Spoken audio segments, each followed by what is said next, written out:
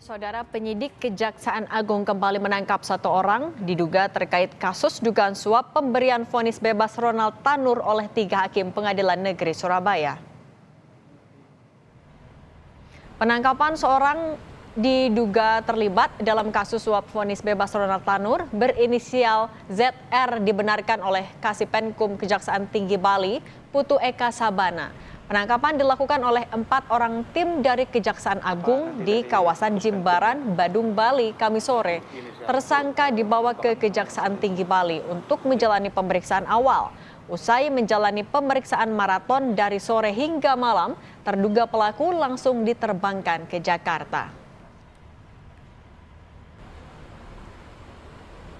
Di malam ada tim dari penyidik Kejaksaan Agung mengamankan menangkap satu orang di sekitar daerah Jimbaran. Kemudian yang bersangkutan dibawa ke kantor Kejaksaan Tinggi untuk dilakukan pemeriksaan awal dan tadi pagi langsung dibawa ke Jakarta gitu. Mengenai hasil pemeriksaan dan lain-lain itu menjadi kewenangannya Jagung ya. Nanti nunggu Puspenkum aja. Tapi memang perkaranya ada terkait dengan perkara Raja Tanur itu? Iya. Inisialnya?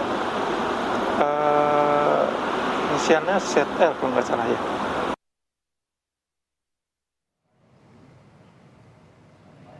Pasca penangkapan 3 hakim Pengadilan Negeri Surabaya atas kasus vonis bebas Ronald Tanur, Pengadilan Negeri Surabaya kini dipenuhi karangan bunga.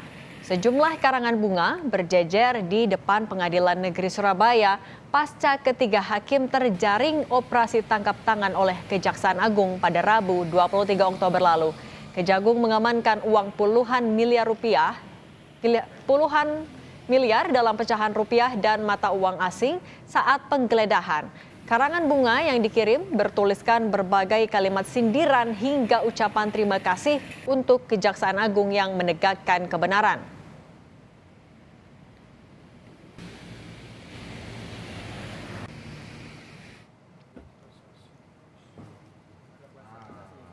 Sebelumnya, barang bukti yang disita tim penyidik Kejaksaan Agung berupa uang tunai, pecahan rupiah dan mata uang asing. Pada salah satu tumpukan uang tersebut terlihat sebuah catatan bertuliskan buat kasasi. Kejaksaan Agung memastikan akan melakukan penelusuran untuk memastikan kebenaran dari penemuan tersebut.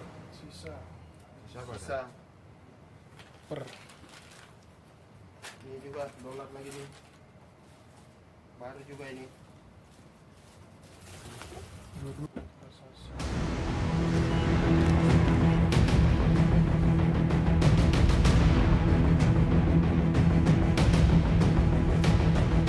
Penyidik Jaksa Muda Tindak Pidana Khusus Kejagung RI menetapkan 3 hakim yang memvonis bebas anak mantan anggota DPR Ronald Tanur dalam kasus pembunuhan berencana sebagai tersangka kasus suap. Dari hasil penggeledahan di 6 lokasi ditemukan sejumlah barang bukti suap berupa uang dalam pecahan rupiah dan mata uang asing serta sejumlah bukti transaksi yang jumlahnya diperkirakan mencapai 21 miliar rupiah. Saat ini Mahkamah Agung memberhentikan sementara ketiga tersangka. Ketiganya bisa dipecat jika terbukti menerima suap di persidangan.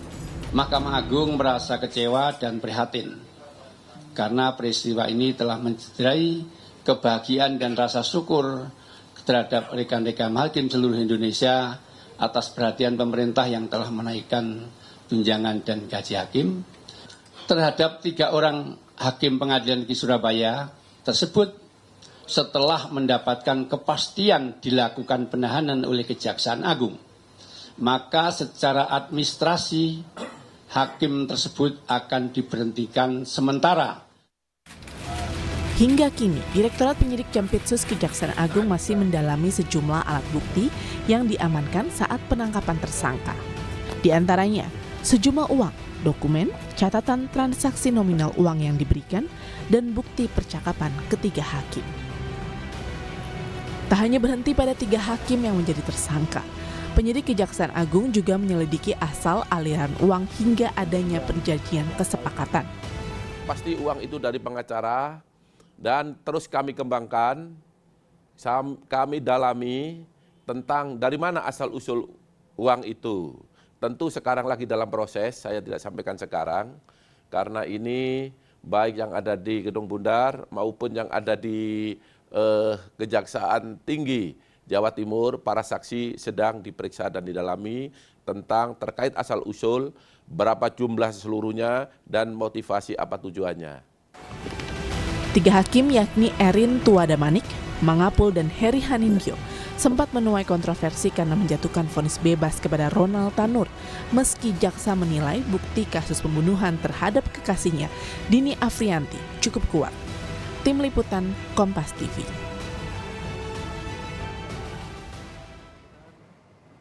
Tiga orang hakim Pengadilan Negeri Surabaya sudah ditetapkan jadi tersangka kasus suap untuk membebaskan Ronald Tanur. Dan saat ini Kejagung tengah menyelidiki aliran dana untuk mencari kemungkinan tersangka lain.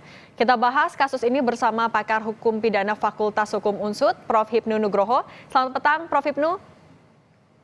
Selamat petang, Mbak Sidi. Prof. Hipnu, tadi kan ada barang bukti yang ditemukan oleh penyidik bertuliskan buat kasasi. Nah, sebenarnya proses verifikasi yang harus dibuktikan atau dilakukan oleh Kejagung untuk membuktikan ada atau enggak sih sebenarnya aliran untuk proses kasasi seperti apa, Prof? Ya, ini berbasis pada sebetulnya yang aktif memberikan itu siapa. Tadi Pak Dirdik menyatakan bahwa sumbernya adalah dari oknum penasihat hukum. Berarti oknum penasihat hukum di sini itu adalah bertindak sebagai maklar. Maklar yang aktif untuk memberikan ketiga hakim yang ditataran pada pemeriksaan pengadilan negeri, yang kemudian pengadilan negeri kemarin bebas, dalam bebas itulah Kejaksaan Agung wajib kasasi. Lah, konteks hukum kasasi inilah saya kira tadi ada bungkusan untuk kasasi itu dalam rangka juga siapa yang akan jadikan target untuk yang memeriksa dalam kasus yang bersangkutan. Sehingga yang diharapkan bahwa yang bersangkutan tetap pada posisi putusan pada pengadilan negeri. Dengan demikian tampaknya pemberian sebagai bentuk suap ini adalah sempurna, Mbak, lengkap. Tidak hanya pada tataran di tingkat pengadilan negeri, tapi juga sudah dipikirkan pada tataran tingkat kasasi. Sehingga putusan pada tingkat kasasi sama dengan apa yang diputuskan oleh pengadilan negeri. Tapi tampaknya lain kemarin, putusan menjadi bebas. Nah, inilah upaya yang dilakukan oleh Kejaksaan Agung. Apakah bisa menjerat? Agak sulit, karena belum sampai pada siapa penerimanya. Tapi niatan itu sudah ada. Artinya dalam kasus ini kesempurnaan sebagai pembuatan untuk menyuap itu adalah sudah dipikirkan dari tingkat PN sampai pada tingkat kasasi. Bisa memberatkan kepada pihak kuasa hukum nggak karena sudah ada perencanaan itu? Nah, sekarang kuasa hukum ini diperintah atau kehendak sendiri. Inilah yang saya kira harus dikembangkan oleh penyidik Kejaksaan Agung. Penasihat hukum itu atas perintah siapa? Duitnya siapa? Dari mana? Lewat pengirimannya seperti apa? Sehingga ini bisa berkembang, Mbak, dari kasus itu. Yang membawa duit, yang mengumpulkan duit, sampai yang menyerahkan duit. Itu. Artinya pemeriksaan kepada Ronald Tanur ataupun juga keluarganya ini bisa dibilang urgent nggak, Prof. Hipnu? Urgennya adalah urgen sekali. Karena nanti pasti seorang penasihat hukum menyampaikan bahwa ini adalah perintah A. Duitnya dari A. Nggak mungkin kehendak sendiri, kan? Jadi oknum penasihat hukum itu hanya sebagai jembatan. Jembatan untuk memberi keinginan daripada R tadi. Sehingga disampaikan pada oknum hakim. Disitulah suatu tindakan yang sempurna, baik dari pemegang uang, yang menyampaikan uang, yang mengaturkan uang, sampai yang menerima, sampai pada putusan yang seandainya nanti pada tingkatan kasasi. Ini saya kira suatu yang luar untuk biasa, mencari sumber dananya itu puluhan miliar kan angka yang besar. Siapa yang harus diperiksa terlebih dahulu oleh Kejagung? Paling tidak penasihat hukumnya sudah ada. Oknum penasihat hukum pasti akan bicara, Mbak. Nggak mungkin dia akan pasang badan. Dengan demikian nanti akan menunjuk siapa yang akan mengirimkan pada waktu itu. Ketika mengirimkan pada waktu itu gampang dengan audit forensik, dengan transaksi IT, aliran dana apalagi kalau menggunakan transfer, apakah menggunakan gampang masalah tarian. Yang penting sekarang bagaimana kemampuan penyidik Jaksa Agung untuk mengungkap oknum pengacara itu akan membuka semuanya. Karena menurut saya itu sebagai sumber, baik dari pemberi sampai pada penerima yang kemungkinan tidak terjadi karena bungkusan tadi. Begitu. Tapi Prof. Ibnu, artinya potensi adanya tersangka lain di luar itu apabila kuasa hukum mau membuka kasus seluas-luasnya besar sekali ya kemungkinannya? Ya, sangat besar sekali. Makanya kemarin kalau kita melihat sangkaan dari ketiga oknum tadi, hakim, adalah pasal 55. Pasal 55 itu ibaratnya penyertaan. Pelakunya siapa, yang turut serta siapa, yang menyuruh siapa, ini bagian suatu rangkaian, suatu peristiwa yang dari hulu niatan daripada R, kemudian pada penasihat hukum, kemudian sampai pada oknum penegak hukum hakim. Oknum penegak hukum sudah juga disiapkan pada oknum yang andainya nanti pada tingkatan kasasi. Dengan demikian mudah-mudahan karena ini bagian dari pemerintahan Pak Prabowo yang baru, ini adalah dituntaskan semuanya tanpa pandang bulu. Sehingga menjadikan pelajaran, menjadikan reformasi bagi di dalam dunia peradilan yang sekarang ini. Prof. Ibnu, tapi kalau dari kasus-kasus yang sebelumnya, untuk kasus dugaan suap kepada hakim, ini biasanya karena kuasa hukum yang menawarkan, yang memulai, atau memang dari majelis hakim yang membuka celah? Dalam berbagai kasus 50-50, Mbak.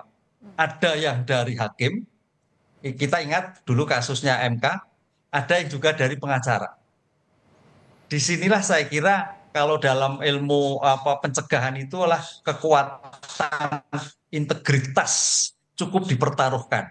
Kalau toh pun memang ada tawaran dari pengacara, hakimnya harus menolak. Atau sebaliknya, kalau toh ada tawaran atau isyarat-isyarat dari seorang hakim, harusnya pengacara menolak. Ini tampaknya tidak terjadi. Tidak terjadi. Sehingga konsep yang dibangun sekarang bagaimana peningkatan integritas. Coba kalau kita lihat di semua instansi penegak hukum, integritas, pencanangan integritas, itu baru tatanan formal. Bagaimana tatanan formal itu untuk membumi dalam suatu tindakan perilaku, itulah yang sekarang cukup dipertaruhkan, yang harus betul-betul dilaksanakan pada semua penegak hukum dalam rangka penataan suatu perkara. Oke, integritas yang harus dibuktikan dan juga itu menjadi pertaruhan. Terima kasih Prof. Ibnu sudah berbagi di Kompas Petang. Sehat selalu.